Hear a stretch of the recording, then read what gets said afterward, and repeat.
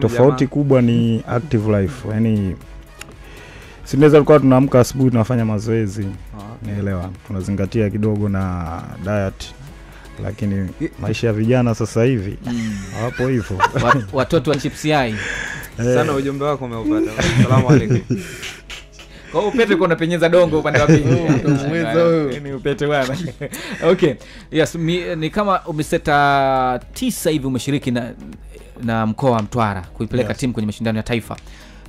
Vijana wengi kwa mfano wa ukanda huu wa Mtwara huko. Vipaji vipo kweli vipaji?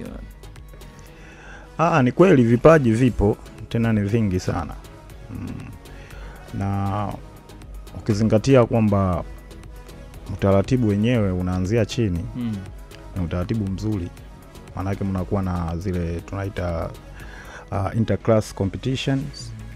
Unakuja kuna ile interschools, unaenda kwenye level za halmashauri, unaenda kwenye level mkoa, mafika mpaka taifa. Kwa hiyo kwa mtindo huo, maana yake vipaji unaanza kuviona tangia kule chini mpaka mnafika national level. Okay.